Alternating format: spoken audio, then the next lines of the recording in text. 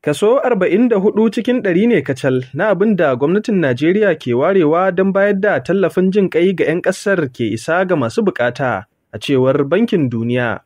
Hakan dai na ƙunshe ne cikin wani sabon rahoto da bankin ya fitar kan halin da shirye-shiryen tallafin gwamnati ke ciki a Najeriya.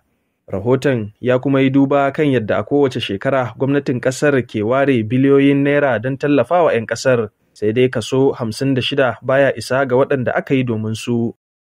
Wannan ya zo a daidai lokacin da ministan kuɗi Wale Edun ya bayyana cewa gwamnatin Najeriya na shirin raba tallafin kuɗaɗe ga gidaje aƙalla miliyan 15, wanda take sa ran ɗaiɗaikun mutane miliyan 70 za su amfana, kamar yadda jaridar Punch ta rawaito.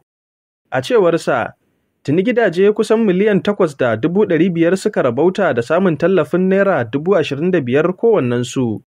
Sai dai duk da ire-iren waɗannan matakai da gwamnatin ke bayyana ɗauka, Bankin Duniyar ya ce kwalliya bata biya kuɗin sabulu ba. Kazalika, bankin ya nuna damuwa kan yadda a lokuta da dama gwamnatin Najeriya ke dogara da samun kuɗaɗen gudanar da ayyukan jin ƙai daga ƙasashen ƙetare. Lamarin da ya ce na iya zama barazana muddin masu bayar da tallafin suka rage hannu ko suka daina baki ɗaya. DCL Hausa, Salisu Ado Suleiman. DCL Hausa.